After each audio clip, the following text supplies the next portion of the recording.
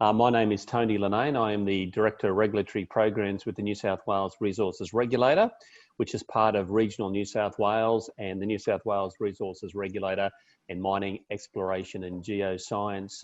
Happy to welcome you here today for our public consultation session on operational rehab reforms. So we might just move on before we start the presentation formally today, just a bit of housekeeping.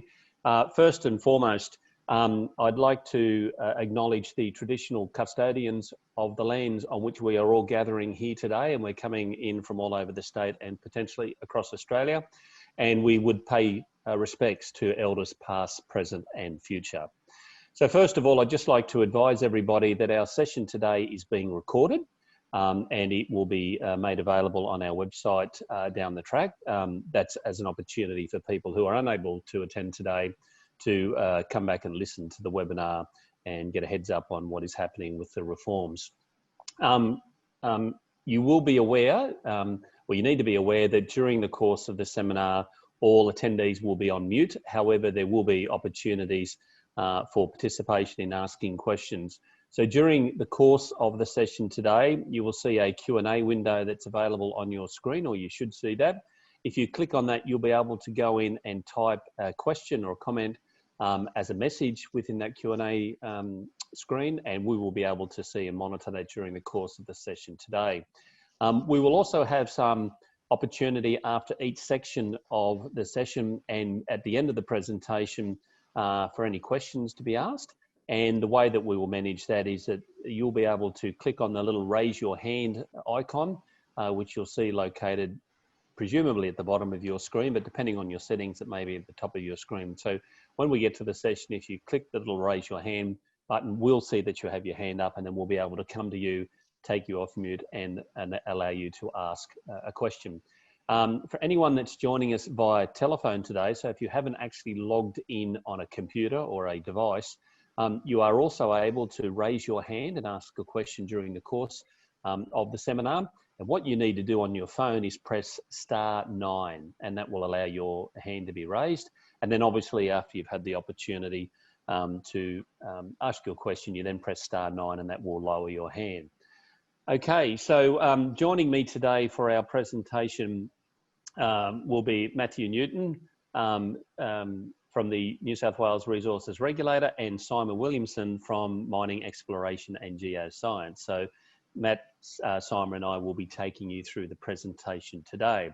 So we've now dealt with the formalities and housekeeping. We'll move on to what our presentation will be covering today. And first and foremost, we'll be looking at the overview and the background for the reforms that are being proposed as part of the amendments to the regulation.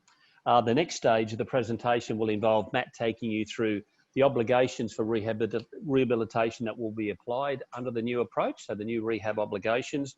And then Simon will talk to you about implementing and some transitional arrangements to give effect to the adoption of the new reforms. And then finally, I will conclude with an overview of the consultation process and how you can have your say on the reforms that are being undertaken. And we'll also have a further opportunity for any additional questions that might be still to be asked at the end of the section, noting though we'll give you an opportunity at the end of each section. Okay, so moving along now to the first part, and this is the overview and the background as to why we are here today.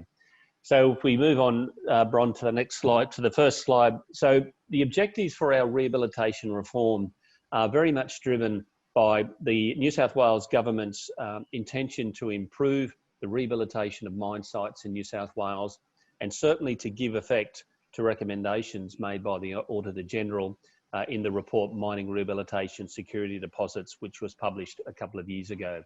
And we believe the reforms will address two of the key recommendations made by the Auditor General. The first of those is to ensure that in New South Wales, the quality of rehabilitation and importantly, the planning for the closure of mines and the final land use are improved. So the Auditor General made recommendations that suggested that industry and government needed to enhance the way that rehabilitation is planned, implemented, and mines are closed.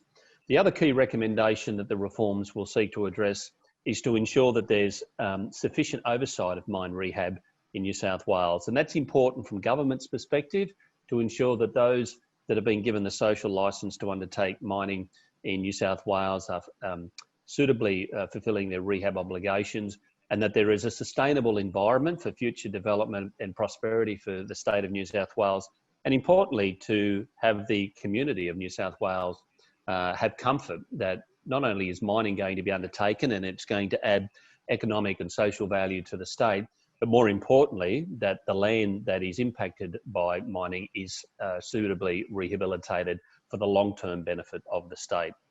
The reforms will be taking an outcomes-focused and risk-based approach, and the mine rehabilitation obligations that will be applied have been developed to ensure that industry is able to focus its efforts on getting good quality rehab outcomes, and importantly, that the New South Wales government, through the Department of Regional New South Wales, Resources Regulator and MEG, are able to effectively regulate rehabilitation in the state. And that's incredibly important from our perspective, because it's important from the greater good that there is clear transparency about the role of government in giving the mining industry the authority to undertake mining and to ensure that it is meeting its rehab obligations, so that the community is comfortable that there is an overall social benefit and economic benefit for the state. Next slide, Bron. So just looking at, from an objectives perspective, there are three key elements that sit in the reforms that leaseholders will be required to do to achieve better rehab outcomes. First and foremost, that is achieving final land use. And Matt will talk to you about what that will look like in the context of rehab outcomes and completion criteria, and how mine operators and leaseholders will need to take a key role in establishing how they're going to achieve their final land use. Secondly, that there is a systematic planning approach to rehabilitation, and importantly, that rehab is done progressively, so that rehab is not left to the last minute. And again, Matt will talk to you about that. And finally, that from a transparency perspective, both for government and the community, that there will be obligations on leaseholders and mine operators to report on an ongoing basis the progress that they are making with their rehabilitation outcomes. The new approach that is going to be adopted in the reforms will look to standardise rehab obligations, and we will do that by applying them through mining leases. So they'll no longer apply on individual instruments. They will become an element of the regulation. So it will be clear to everybody what the rehab obligations for mining is. And importantly, it will allow us to streamline the instruments that are issued when mining leases are granted. So Simon will talk to you more about that process and what that will look like going forward. And finally, the rehab reforms, we believe, will result in a reduction of red tape, unnecessary red tape that is, for both leaseholders, mine operators and government. So the intent is to ensure that the mining industry is able to focus its efforts more on getting good rehab outcomes rather than inconsequential administrative matters, and government, through regulation, will be able to focus more of our efforts on being on the ground and seeing that mines are actually meeting their rehab obligations and those essential final land uses are being achieved. So before I hand over to Matt and move on to the next slide, I might just see if there are any particular questions that anybody might have about that overview, or if we're happy to move on to look at the specific details that Matt will talk about in terms of the new obligations.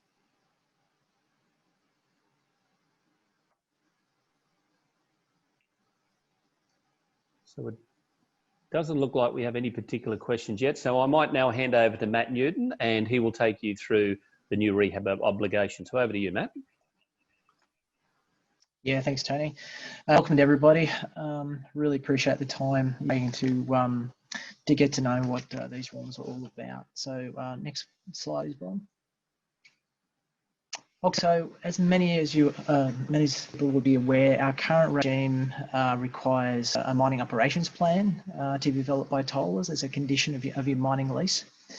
What we find with that process is it's very prescriptive, locks companies in a certain way for up to a maximum of 7 years. And when we approve that, we approve everything actually in that plan. So it'll be the rehab outcomes, but it's also very specific in terms of methodologies that are being taken. And that in itself puts government at a bit at risk, because we're potentially approving methodologies that may not be successful. but it's also very prescriptive to a mining operation who want to innovate. So if they find better practices, because rehab is a science, if they find that they need to have better practices to improve, what we find is that there's a number of requirements for modifications mining operations plans. And I know one particular site there, we had 7 mining operations plan modifications in 1 year, which really is a burden on industry. And it's a burden on us in the time it takes us to sit down, digest it and approve it. So effectively what the policy intent of the reforms is all about is that the regulator's role is to approve and regulate achievement of rehabilitation outcomes. Now, you'll see this terminology come up throughout the presentation and throughout the regs. So when we're talking about rehab outcomes, we're talking about rehabilitation objectives, rehabilitation completion criteria, and for large mines, a final landform and rehabilitation plans. It's the rehab outcomes what a leaseholder must achieve to demonstrate that rehabilitation of land and water disturbed by mining is safe, stable, and that it meets the obligations set by a relevant development consent. The regulatory objective is also to require progressive rehabilitation, but also allowing flexibility for methodology and timing to ultimately achieve the rehabilitation outcomes. So we'll talk about it a little bit later. The word reasonably practicable is built into that, recognising that there's a myriad of factors that affect rehabilitation and the rate thereof. So we're providing that flexibility, but also making sure that measures are undertaken to ensure that rehab outcomes will be achieved. The policy intent also talks about we tailor our framework to both large mines and small mines. So up front, what we're talking about, large mines, if you've got an environment protection license, you're classified as a large mine of the framework, and small mines obviously is something that's actually underneath that. Now, we've done that to align ourselves with under the POEO Act, and I think that's around about 4 hectares. So that's the definition between those two. Leaseholder is required to develop a strategic plan for how it's going to identify and achieve its rehabilitation outcomes. So effectively, that's the rehabilitation management plan. Next one, thanks, Brian. A leaseholder will be required to submit an annual rehabilitation report and forward program. So that will replace the current AEMR. And the forward program, the role of it is to really outline the tactical approach to achieving the rehabilitation outcomes in a progressive manner. And the annual rehabilitation report, that looks in terms of how progress is being achieved towards meeting that forward program. But when we're talking about achievement of rehabilitation, we're also looking at how is rehabilitation trending towards the final completion criteria. So we're looking at it spatially, as well as qualitative as well. A big thing that's being introduced as part of the process is the mine rehabilitation portal. So a year or two ago, we went out to a whole range of industry stakeholders to feedback in terms of the development of that portal. So going forward, all rehabilitation data or spatial data will be submitted via this portal. And we believe that's really going to provide a lot more transparency in terms of what the mining industry is doing. But it's a pretty powerful tool also to understand from the rehabilitation statistics point of view. Now, there will be elements of that will be pushed to the New South Wales Government seed portal. So if you're not familiar with that, that's sharing enabling environmental data. And what that portal does is actually picks up GIS data from a range of government agencies and websites and makes that available to the community. So in essence, the community will be able to go on to a particular site and see where they're up to from a progressive rehabilitation perspective. Importantly for us, the reforms are designed to shift the regulator's approach to a higher proportion of proactive work. So I gave the example a little earlier of 7 MOT variations in 1 year. That is reactive and it takes a lot of our time. So we would prefer to be out on site, really monitoring the effectiveness of rehabilitation methodologies or controls so that we can intervene early to ensure that rehabilitation outcomes can be achieved. And I guess some of you would have already been exposed to this, and that's our targeted assessment program, where we're really focused on critical controls. And the whole critical control notion is really brought out with, and this is on our website as well, where we've published our rehabilitation bow ties. But what we've identified here is all the potential things that can go wrong to achieving rehabilitation. And it's not just about at the end of life or at the end of a mining sequence. It's right through the mining phases from clearing through the operations in terms of how you manage materials, through the landform and construction, growth media development, ecosystem establishment, right through to close out. So we've identified all of those risks. And of those risks, what are the critical controls? That being, in the absence of that critical control, there's a potential high risk that rehabilitation failure could occur. So with those target assessment programs, really looking to ensure that companies are implementing risk control effectiveness, so that we've got some assurance that rehab will be achieved, and it allows us to intervene early. So the whole policy intent of the reforms is to enable to provide a lot more weight to that process. Next one, Brian. So I guess this is an important one just to show how it fits together. So the external facing component, which is what we've gone out for the consultation on, is obviously the new mining lease conditions imposed by way of regulation, which is supported by a range of form and way documents. It's the Mine Rehab portal. But internally, I've just spoken about the target assessment programs. But what the target assessment programs analysis to do is really do a deep dive in terms of rehabilitation performance across the industry. So we'll be able to see where sites are performing quite well. And as a role of the regulator, we'd like to facilitate knowledge transfer across the industry. So you'll see our website now has a lot of information in terms of good rehabilitation practices. We want to build more and more case studies of where that's actually occurring. So that's why that's our way of making sure that that uptake is taken across the industry. But the other thing it also does is enables us to identify where industry might be performing poorly or where there's opportunities for improvement. And again, that may say to us, well, we may need to increase regulatory effort in that area, but also increase the amount of guidance material that we need for industry to help them improve. Next one, thanks, Brian. So if we go through the key components, obviously there's the Mining Act, the Mining Amendments regulation. There's the form and way documents, which are applicable as to whether you're a large mine or a small mine, noting that the Rehabilitation Management Plan is just for large mines. And we also have rehab objectives and completion criteria for small mines, and the rehabilitation objectives, rehab completion criteria, and final landform and rehab plan for large mines. Now, what we have submitted as part of this package yet, and we're just waiting for this process to be finalised, the next steps will be to submit for consultation a further 6 guidelines that will actually further provide assistance to industry for fulfilling their obligations. So an example of what some of those guidelines include is some more detail about the overall framework, how everything gets together, what type of records that we're really expecting to keep as part of the records management, what type of aspects to consider as part of a rehabilitation and risk assessment. But importantly, it gives some examples, rehab objectives and completion criteria. Next one, thanks for me, Bob. So if we go through some of the key clauses here, so the first one here is the protection of the environment, and this is new. This is also similar in some of the existing leases, but here it's the leaseholder must take all reasonable measures to prevent, or if that is not reasonably practicable, to minimise harm to the environment. So this is consistent with the objects of the Mining Act, where the need arises. It provides the basis of statutory directions to be issued to implement specific measures to minimise harm to the environment.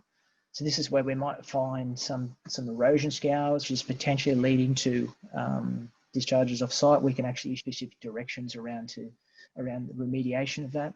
That's one example. It provides the basis for potential compliance action where environmental harm may occur. But we also note that there are similar requirements under other pieces of legislation, be it the Environmental Planning and Assessment Act or be it the POEO Act. So we look to work with those other government agencies in determining what is the best approach, what is the best regulatory tool to take, looking to avoid duplication when we can. Next one, thanks, Brian. So getting into the rehabilitation component, so part 3, clause 3 here is the leaseholder is to rehabilitate as soon as reasonably practicable after disturbance. So this is your key obligation around progressive rehabilitation. So the reasonably practical acknowledges the fact that there are a variety of scenarios that will affect rehabilitation rate. It could be unseasonal conditions is one example. So one of the issues that we find with the current mining operations plan process is you've got fairly hard, fast targets in there on an annual basis. And it might be you get to November and realise you've got another 50 to 100 hectares of rehabilitation to be undertaken. But it's a really hot summer, it's looked to be really, really dry, and potentially it's a bit of a perverse outcome if you're driven to actually seed it during that time, which potentially could lead to rehab failure. But also you may lose a lot of that seed resource, which is critical for rehabilitation. So provided that you've done everything is reasonably practicable, you've shaped everything up, you've ameliorated the seed bed properly, you made a temporary cover crop down, that will enable you to potentially delay some of those seeding activities to a more seasonal condition, for example, in February or March or like that. So that's just one example. Clause 4 here is that leaseholder is to achieve the rehabilitation outcomes and final land use. So what this does in combination with 3 is it strengthens obligations in regards to both spatial progression and quality of rehabilitation. So it's our expectation now that we don't want to see rehabilitation sitting in the one phase for 10, 15 years. We want to ensure that a leaseholder is undertaking measures to ensure that rehab is progressing through each of the rehab phases to achieve the outcomes. So there's a monitoring program in place. You're actually looking at that monitoring program. What's it saying? Are you on trend, or do you actually need to undertake further maintenance works or reseeding to achieve your outcomes? And the other component of this is a leaseholder will be required to identify and record any reasonably foreseeable hazard that presents the ability to progressively rehabilitate. So you may have an hindsight in terms of quality material that you're dealing with, but all of a sudden you may intercept some acid-bearing strata, and that potentially is a reasonably foreseeable hazard that you will need to manage to achieve the proper rehab outcomes. So that's the trigger there that you'll need to update your risk assessment. Next one, thanks, Bob. So we're designed to provide flexibility to the leaseholder to adjust rehab activities to account for factors that may influence the schedule, such as drought, seasonal conditions, changed mining conditions. I was talking to a tidal holder the other day who had intercepted some geotechnical constraints for mining, and they've had to adjust their mine plan. So they've slowed down in one area but increased the rate in the other. So this is what this has been designed to do. The forward program submitted to the regulator will be required to demonstrate how progressive rehabilitation will be achieved, so how you will meet that obligation. And the regulator will be focusing on ensuring that a leaseholder is undertaking rehabilitation as soon as reasonably practicable, including ensuring that rehab quality is trending through the phases towards meeting the rehab objectives and completion criteria. And that will also be a core component of our target investment programs. Next one, thanks, Bob. So rehabilitation risk assessment, this is a new requirement for industry. So at the moment, you are required to provide a risk assessment as part of the mining operations plan. But you will note that risk assessment is quite broad brush, very high level. And what we're expecting now is really getting down to the devil in detail about what are the risks to rehabilitation at your specific site. So the leaseholder will be required to conduct and maintain a rehabilitation risk assessment. The risk assessment must be undertaken before preparing a rehab management plan for large mines under Clause 6, or submitting rehab objectives for approval under Clause 7 for smaller mines. Whenever a hazard is identified in Clause 4.2, as soon as reasonably practicable after that it is identified, whether they're directed to do so in writing by the Secretary. So in terms of that, we may be out as part of our target assessment program or a plan inspection program, and we may identify a risk that potentially the title holder hasn't previously assessed.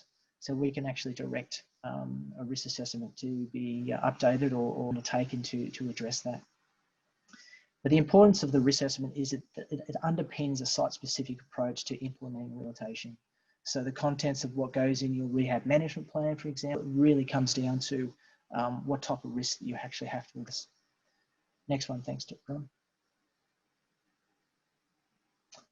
Just continuing on with the risk assessment, it must identify, assess and evaluate the risks, as well as associated measures that need to be implemented to achieve rehabilitation outcomes.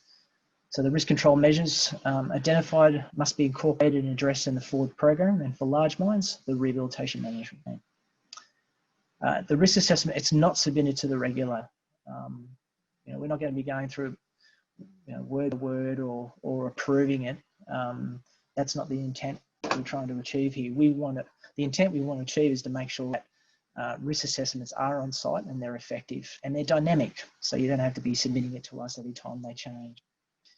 The leaseholder will need to maintain the risk assessment as a record, which will be required to be provided to the regulator as part of its inspection program. So if anybody's been through our target assessment programs to date, you'll see that that's a core focus as part of that program. And as I said earlier, we have a guideline there that's been developed to assist industry in conducting a rehabilitation risk assessment. Thanks, Brian. Next one. So the rehabilitation management plan, effectively this replaces the mining operations plan.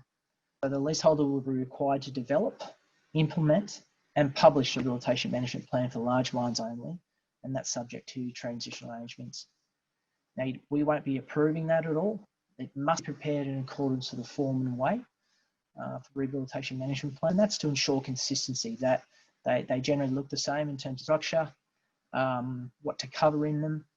But again, I will say this, and it's come up a few times as part of other stakeholder consultation, is it is scalable. So for a smaller site, we may not be expecting the bells and whistles that a larger mining company will have. It really needs to be commensurate with what the risk is on site. So as I said earlier, that essentially replaces the mining operations plan. It's not submitted to the regulator, but it must be amended to include any changes to rehabilitation outcomes, which I'll get to shortly. Risk controls as identified by the risk assessment or as directed by the criteria. Next one, thanks, Brian.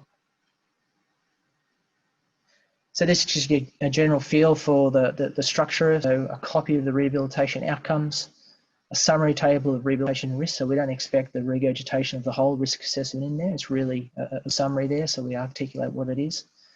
A life of mine rehabilitation schedule.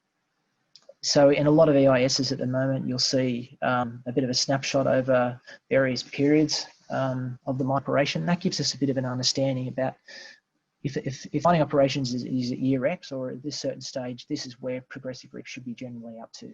So that gives us a guide in terms of what progressive rehabilitation is about. Control methods to be implemented through each of the rehabilitation phases. Rehabilitation quality assurance process. Now this is important, and we're trying to drive this across industry. And again, this is risk-based. So again, not expecting the bells and whistles for smaller sites here, but it's really to make sure that you have a system in place to ensure your rehabilitation controls or methods are effectively implemented. So the particular design, that they've been executed in accordance with that design. Some good examples out through industry. There's inspection test plans, which is a really good system.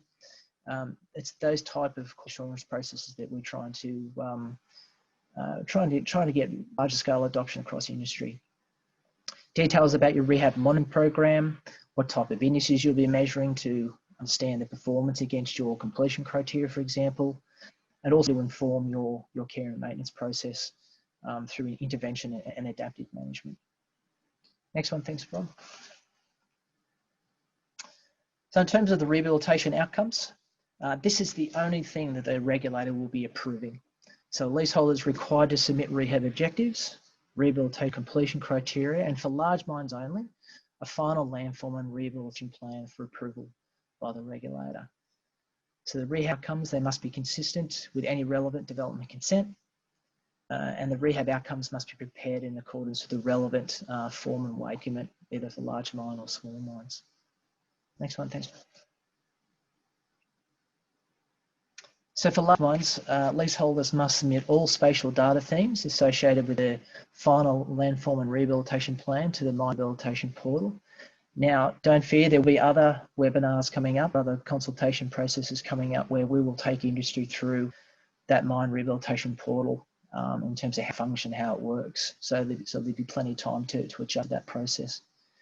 And a guideline has also been developed to assist industry with the preparation of rehab objectives and rehab completion criteria. And I think that document will evolve over time as we get more information in terms of the type of benchmarks for different type of rehab outcomes.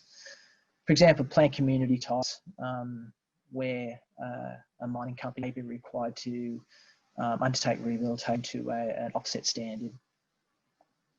So rehab objectives and the final landform and rehabilitation plan for large mines they're essentially submitted upfront for approval by the regulator. One of these we have with the mining operations plan process at the moment is it also contains the completion criteria, and for quite a number of good reasons, we would view that completion criteria at this point in time be very preliminary, and we don't want to be in the position to be approving preliminary completion criteria. We recognise that for a lot of sites, there's going to be further research required, there's going to be further monitoring required, there's going to be stakeholder consultation required to agree to what that final benchmark where you measure against to say that if you've met that benchmark, you've met your rehabilitation objectives. So the rehab objectives and the final landform rehab plan, that resets your rehab obligations. The completion criteria allowed some flexibility here in terms of the timing of that.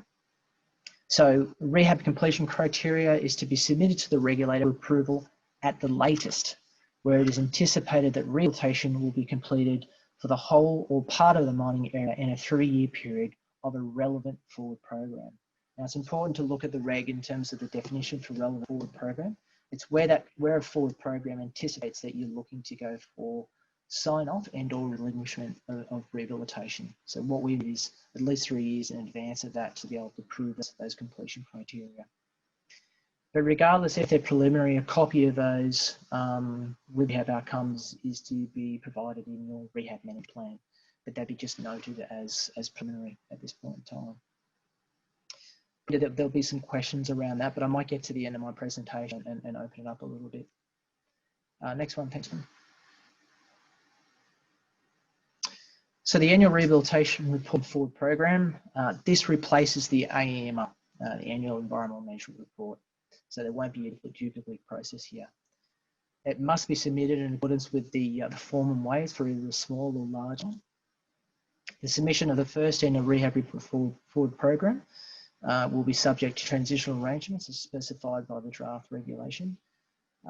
So similar with the rehab management plan, if you're a new mine, for example, and you haven't turned dirt yet, remembering that when you have a mining lease granted, subject to the minimum security deposit amount of $10,000, there's a trigger in the reg there, essentially saying that if you're still under that minimum 10,000, there's no need for that forward program. It's only when you're looking to exceed those disturbance thresholds is when you that first program.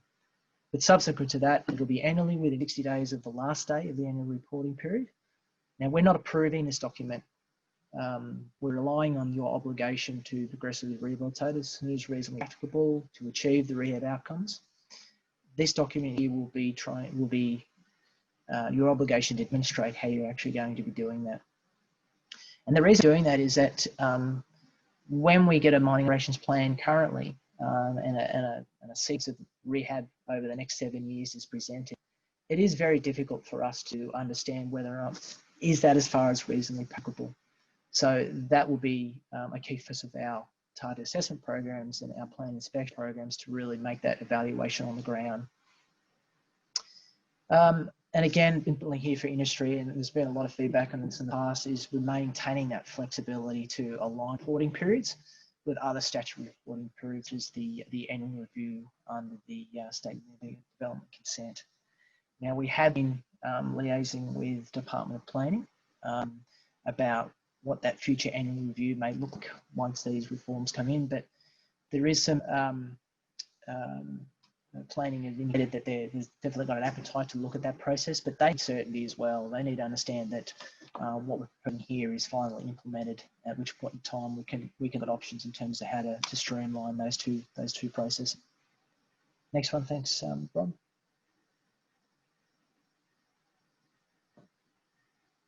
Okay, so importantly here, along with the RP, so the end rehab report forward program is published within 14 days after the submission. Large mines leaseholders must submit all spatial data themes associated with annual rehab report and forward program to the mine rehabilitation portal. And this really, when it's linked to the portal, will really be an effective tool to show to the broader community that rehabilitation is actually being undertaken. So when we receive potential complaints that rehabilitation is not being undertaken, it's quite difficult for us to really go through and go through all the hard copy files or the PDF versions, really collate all of that data. The powerful thing about the GIS portal is you can just put a polygon around a series of mines and up comes a data report of where everybody's up to and how much rehab's been undertaken for a particular mine, for a regional area or across the state. So that's quite powerful there.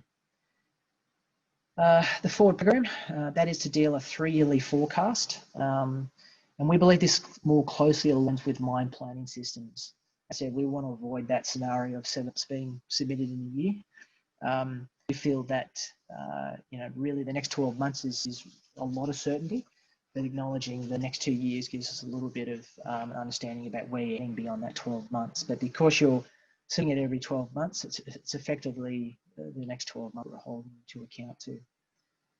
And I guess this also links to the rehabilitation cost estimate process. So essentially there's no changes to that, with the exception being is that you've got 2 ways to calculate security at the moment. There's a snapshot in time, which is the current disturbance, but that requires a mining company to calculate that annual basis, or the maximum disturbance period is part of your MOP period.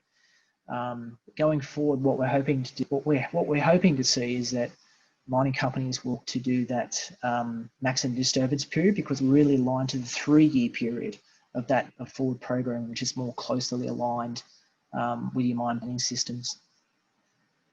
But our role will always be to ensure that footprint or that disturbance is still within the bounds of that RCE, and to be the requirement for the industry to validate part of that forward program that the RCE amount still remains valid.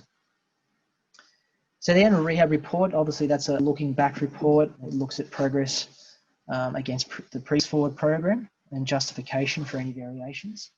So we're hoping the scenarios for this will be reduced, but where there is a variation that may be required, there'll be a process here whereby you would come to the regulator in advance of any potential variations, and then we can provide advice to what's the appropriate pathway to take. Is it an update or a variation to your existing forward program, or we may issue something in writing to say that noted, but we want to see these adjusted in the subsequent forward program to account for any variations. So where there are any variations, it needs to be justified in that annual report. But importantly here, we'll be putting a lot more emphasis on this, and that's how rehabilitation is progressing towards meeting the rehab outcome. So not just spatially on the ground, but also qualitative as well. Again, we have the benefit of the GIS portal here is that it will actually generate a standard set of rehabilitation statistics and key performance indicators. Because what the rehab portal requires is rehab spatial data to be submitted as per a defined a schema process, so everybody will be consistent. So rather than you having to calculate all of the statistics, that can be generated from the portal itself. Next one, thanks, Bronwyn. Other key components of the draft reg, I'll just go through these quickly. So Part 6, Clause 9s, which is conditions relating to when a leaseholder may have met approved rehab outcomes in the submitted forward program. Clause 10 being leaseholders to create and maintain records. Essentially, we're doing this for the purpose of this is twofold. So the first is enable a title holder to demonstrate compliance. But secondly, and we see this time again, generally tenure of maybe an environmental officer or a manager or a person responsible for rehab, that may be there for 3-5 years. But when they go on, a lot of knowledge goes with them. So working out in terms of why rehab's failed in a particular area or why it's been successful, we're really trying to drive companies to keep good records there so they can learn from mistakes or learn from successes as well. So it's really that knowledge retention aspect that is the core objective of that. Part 8, Clause 11, there's a leaseholder's report to the Minister of Non-Compliances, similar to what we've got in current lease conditions at the moment. Clause 12 is a leaseholder to notify to the Secretary of lodgement of an application for or to modify a development consent. Now, noting here that we've excluded state significant development projects here. The reason for being is that we generally, as part of that process already for state significant development, we're in at the SEER stage and reviewing the EISs and submissions and providing advice on development consents. But we just want to make sure that we don't miss anything that's not in that state significant development realm. And this is really an important part, important role for the regulator, particularly the Mining Act Inspectorate here, is where we want to really get into the early part of the design to hopefully factor rehabilitation into the design, which I think will ultimately lead to more sustainable rehab outcomes in the long run. And the last but not least is clause 13, which is the leaseholder to provide the secretary with details of the nominated contact person. And this really provides the avenue to make sure that when we're corresponding with the title holder, we are getting out to the right person, and then that continually gets updated. So that's generally an overview of that section. I'll be happy to take any questions that are there.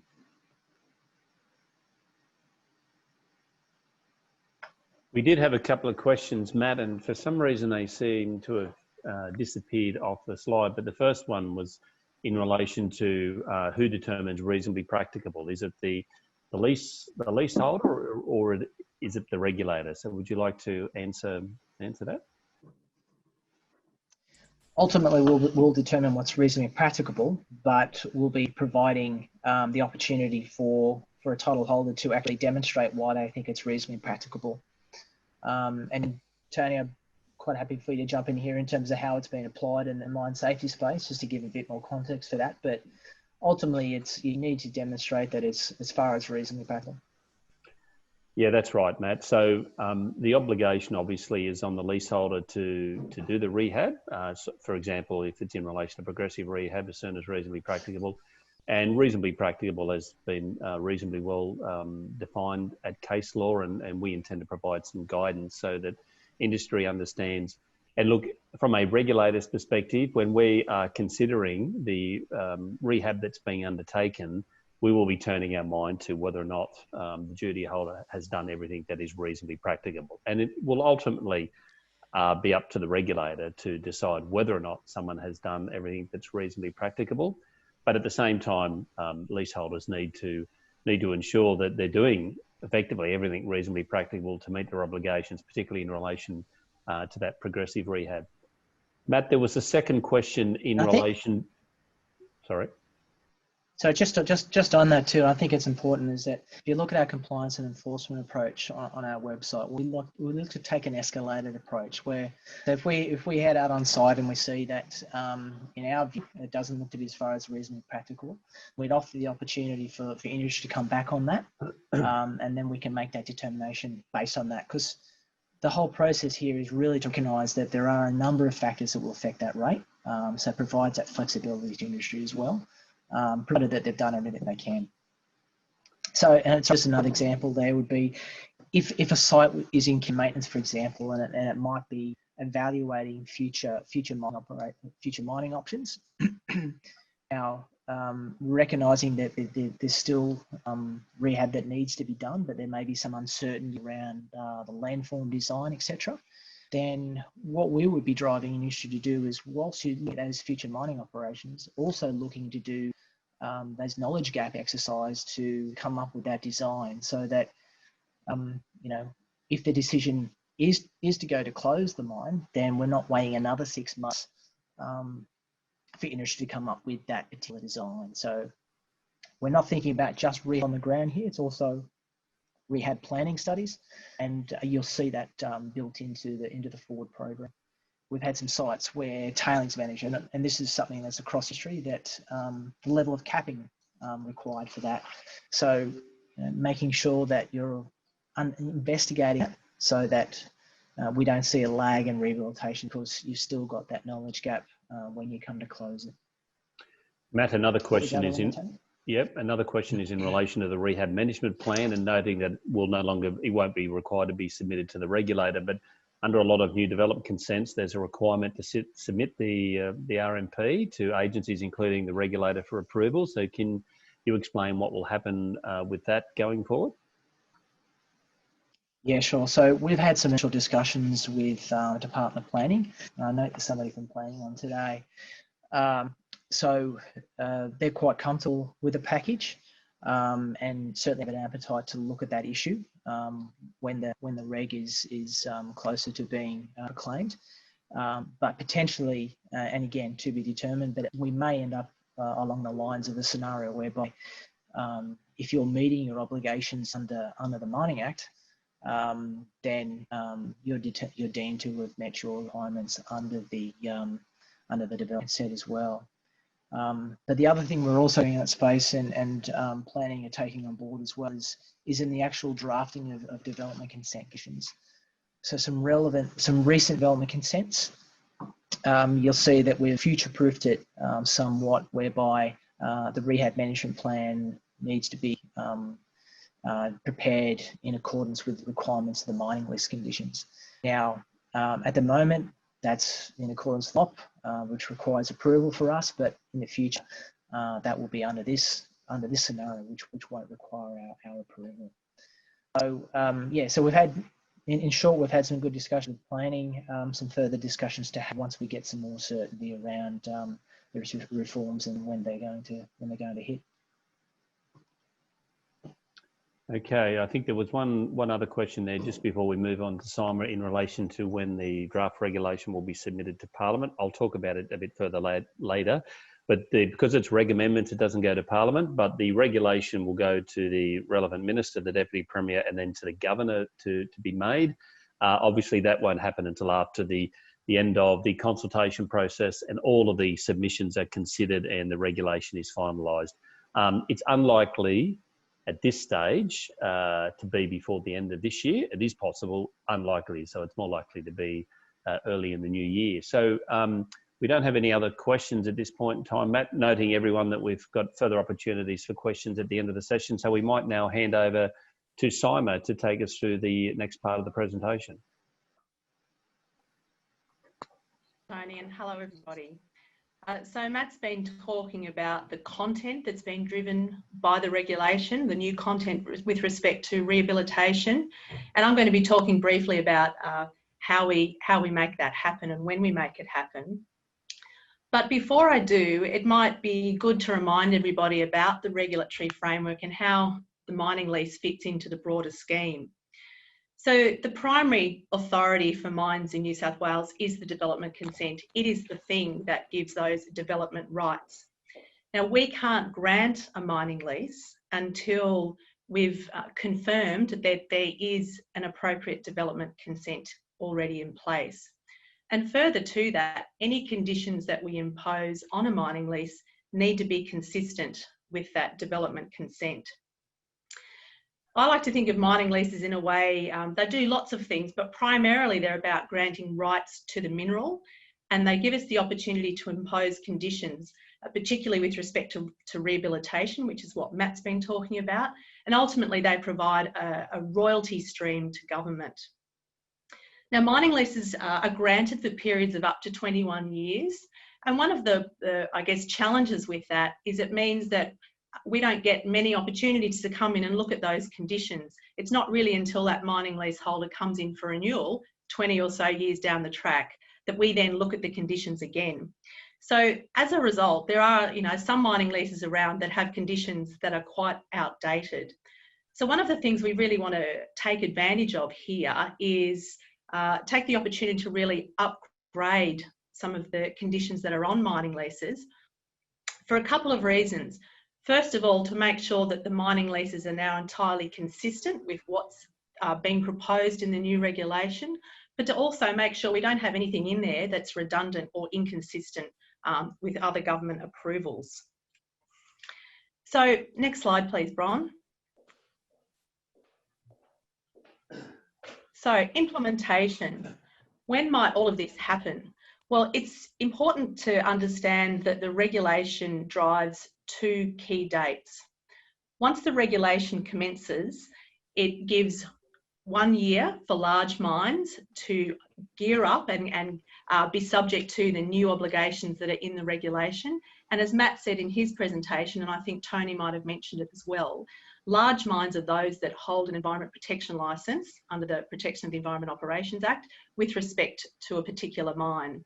Now, for small mines, those mines that don't hold an environment protection licence, there's a 2-year time frame that enable that to happen. And these timeframes serve two purposes. First of all, it's a transitional timeframe to allow industry to get ready and take on those changes in obligations, but also it gives us this opportunity to individually go through our existing mining leases and give us this opportunity to streamline those and upgrade any conditions, remove those that no longer have a purpose. It'll give us that time to do that. And I should have mentioned earlier too that one of the really big shifts, I suppose, is that we haven't had conditions in a regulation before. So the introduction of these rehab conditions in the regulation means we have conditions in a regulation as well as conditions in the mining lease. So we need to make sure that we have mining lease that works seamlessly with the conditions in the mining regulation. And we're going to be going through that process over the next 12 months.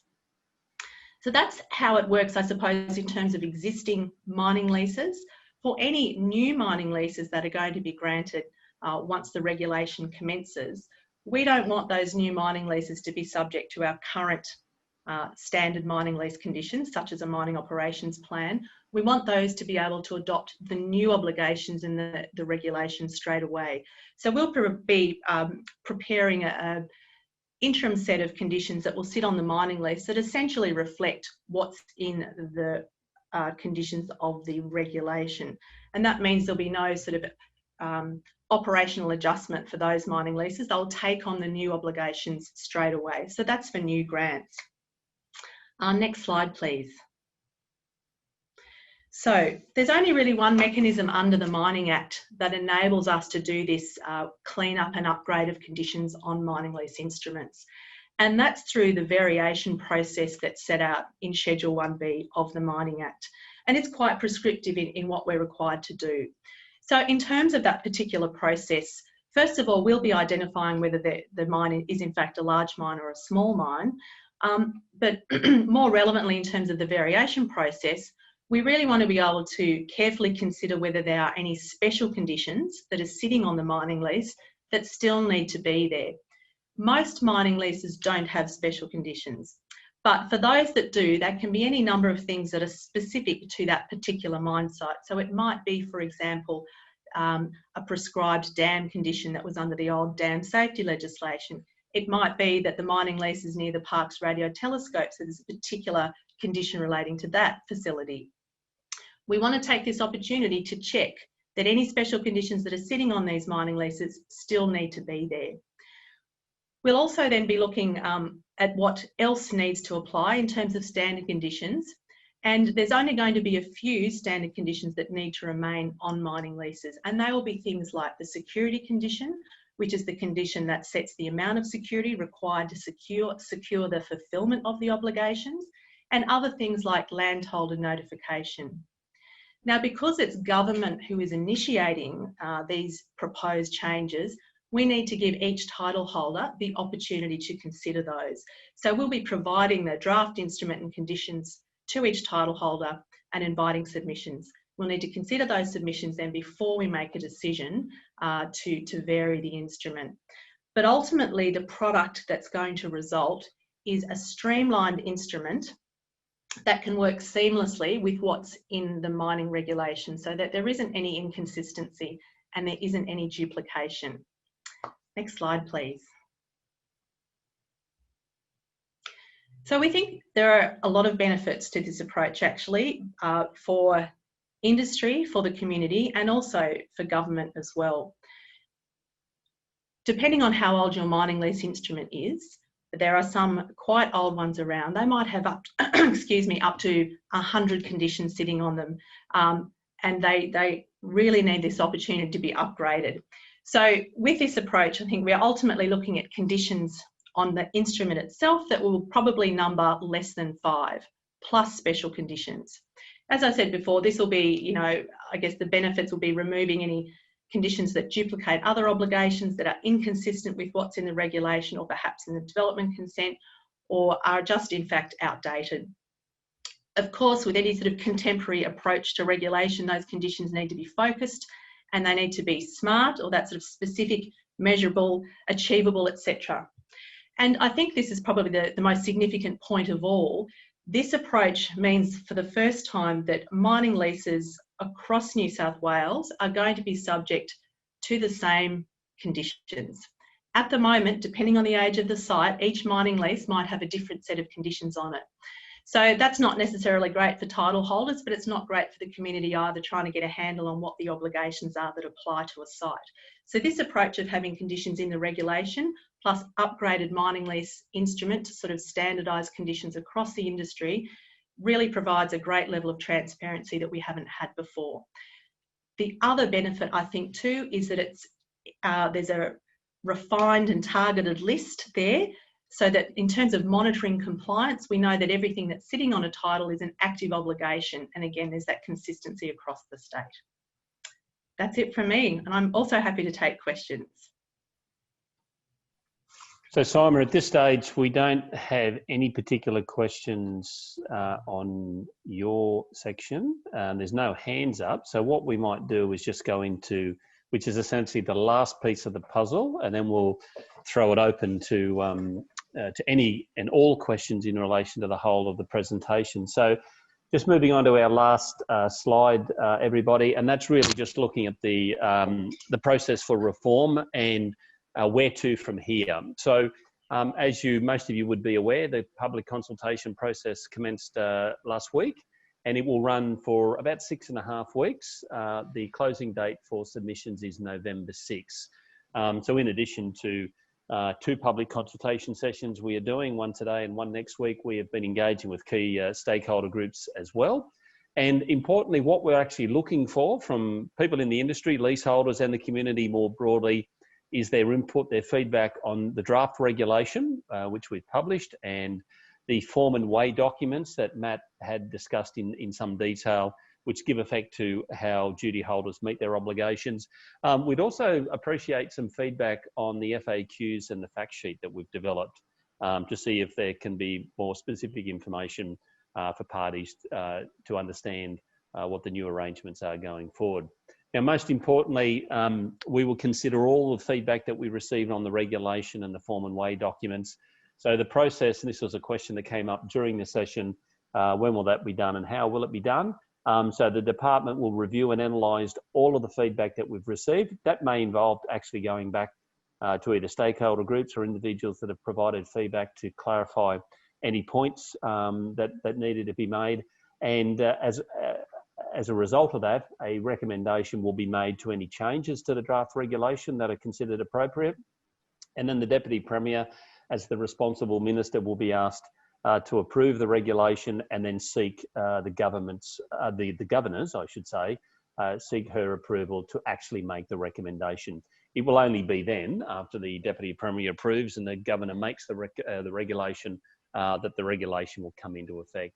And as Simon said, there will be a 12 and 24 month time frame for commencement after the regulation is actually made and the provisions commence. So finalising this is a priority for us. So as I indicated, submissions will close on the 6th of November.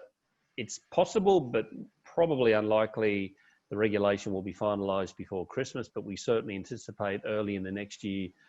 We want to get it done as soon as we can so we can implement these important reforms. But the next 5 weeks and the submissions that we receive from industry and the community and any other relevant stakeholders is absolutely vital to ensuring that we have good outcomes. So everybody, that completes the formal aspects of our presentation, and I guess we can throw open to questions now. So if you have any questions, you can either type them into the Q&A box on your screen, or alternatively, feel free to raise your hand.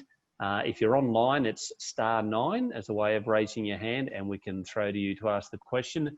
But I do know we've had one question come in while I've been talking, and the question is, as the annual rehabilitation report requires validation of the rehab cost estimate for the security deposit amount, are we expecting that security deposit amounts will be frequently adjusted moving forward? So Matt, I might throw to you to answer that question. Yeah, no problem at all. So, Bill, that really comes down to what type of option you elect to take there. So if you will take an option of maximum disturbance through your forward program period, then, provided that your degree or disturbance is still within the bounds of the RCE, then we would expect a full RCE, once every 3 years. What we just want you to turn your mind to, which is what we'll be doing on an annual basis, is that your disturbance is in fact still within the bounds of that RCE. So we're really hoping the industry takes all of those options, because then it'll be a bit more streamlined on both sides of the fence there. So hopefully it's once every 3 years if to take that option.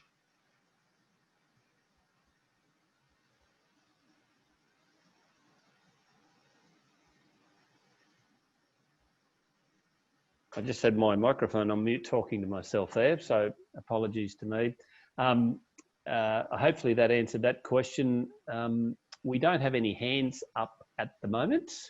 So just while we're seeing if anybody has any questions they may want to ask. Matt or Simon, is there any additional information you'd like to provide just while we're seeing if there's any more questions? Yeah, there was just one, I guess, and it came up as at another stakeholder meeting as well, is that the question being, if I have a mining operations plan that is actually due to expire through the transitional period, i.e. the next 12 months, what will happen there? And the answer to that is the regulator will be giving some options there. So depending on variation, you may elect to update or vary that MOP for approval under your current regime. However, if you want to avoid duplication, we will be looking at scenarios whereby if you build your documents to align with the new reform package, then the regulator will consider that and accept that as fulfilling existing MOP obligations. So that way you're not having to do things twice. So if you're in that scenario, please contact the regulator and we can consider that on a case-by-case basis.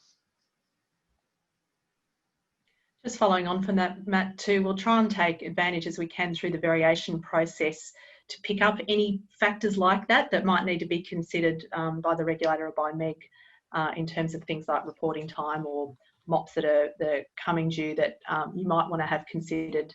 We'll try and make that as, I guess, seamless as possible in our your engagement with MEG and the regulator in terms of starting the new framework.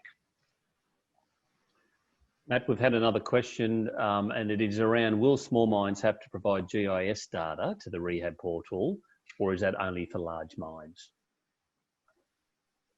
Yeah, it's a familiar name. Hey, Chloe, how are you? It'll be only for large mines at this point in time. However, we have designed the portal whereby somebody can go out with a mobile phone and pick up that data and submit it or do some tracing.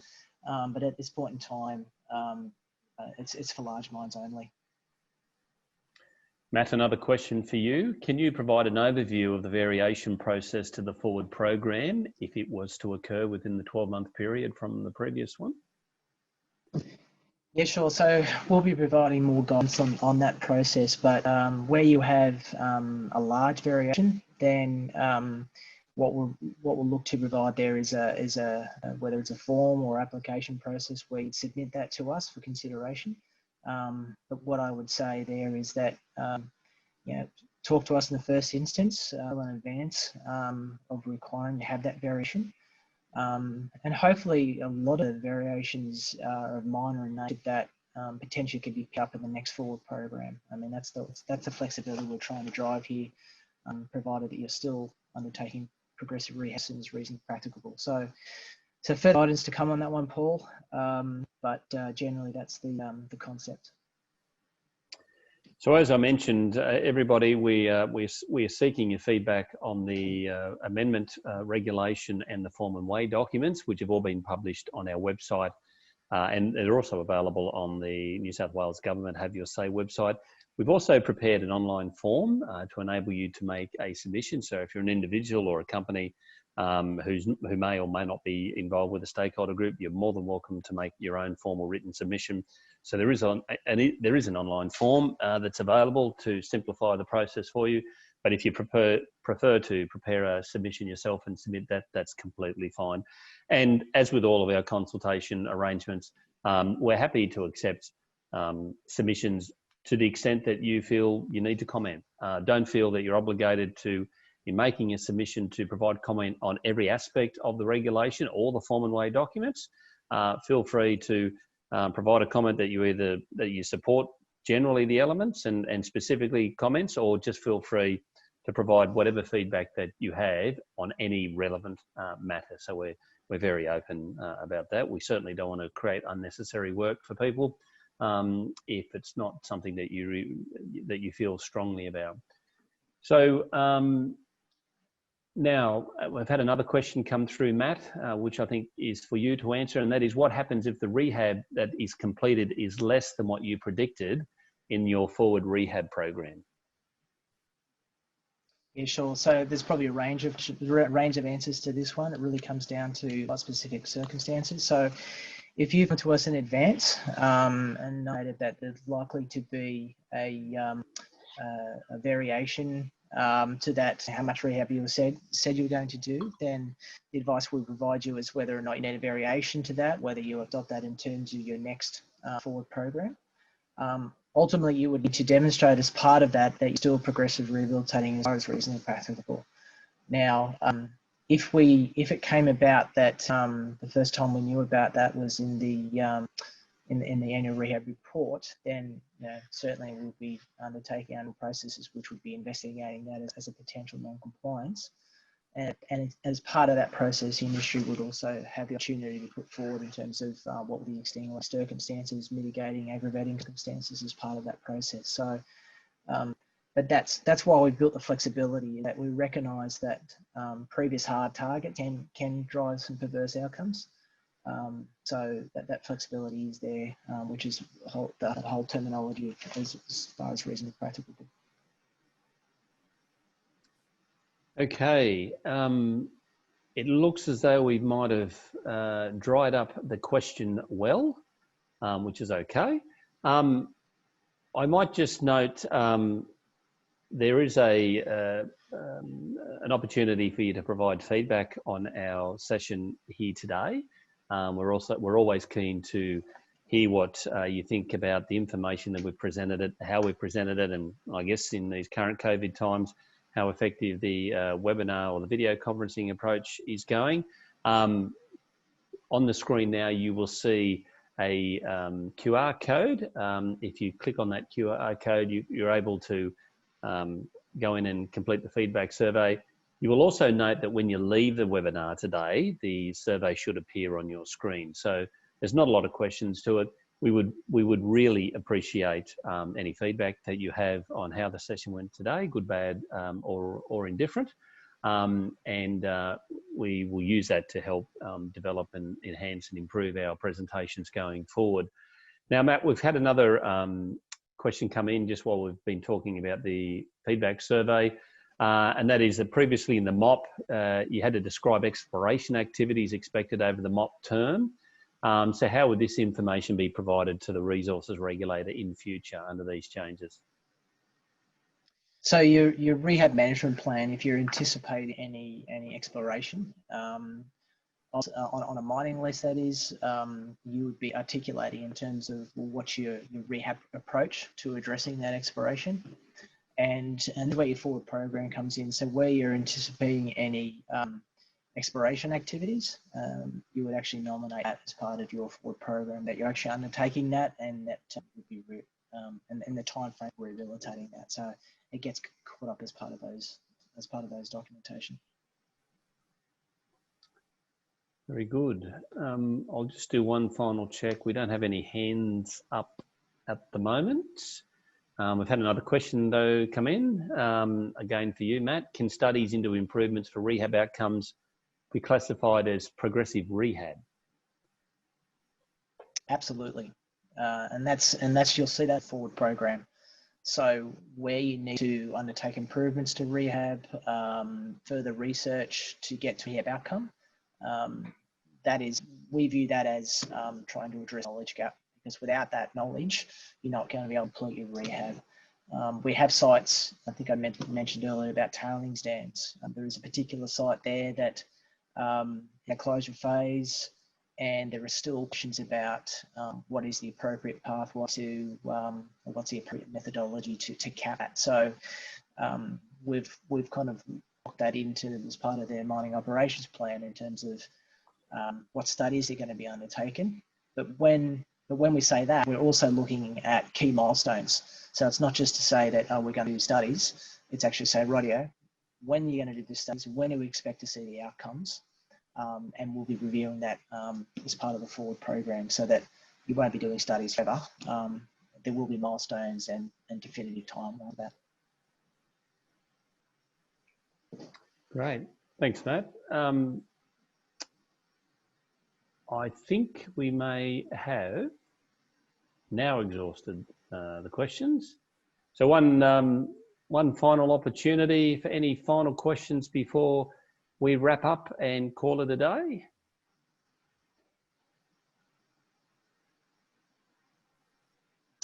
Yes, we have one, Matt. I think we might make this the final one unless something else comes in. So if the regulator identifies a significant deficiency in an RMP, for example, via a targeted assessment that we undertake, how will that be addressed, given they don't need to be submitted to the regulator? Can the regulator direct the title holder to update the RMP? Yeah, thanks, Clay. Yeah, definitely.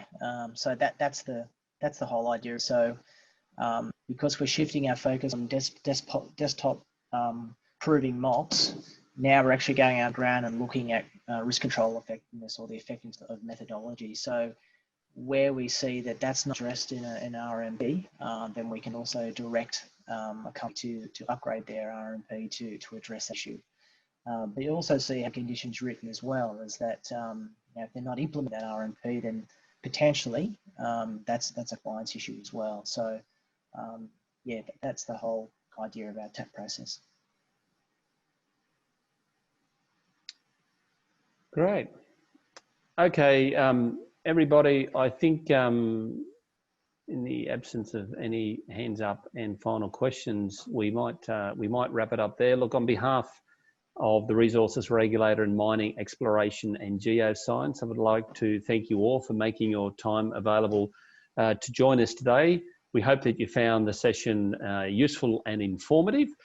Don't forget that submissions close on November 6. Please refer to our website.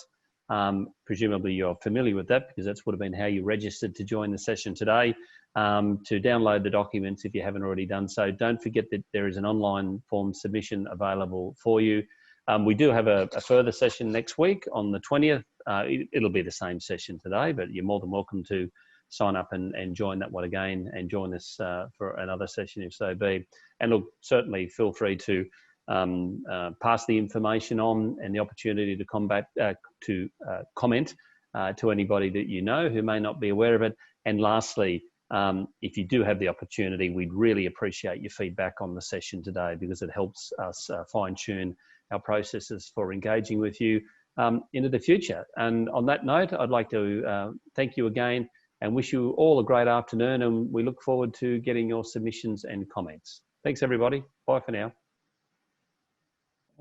Thanks, everybody.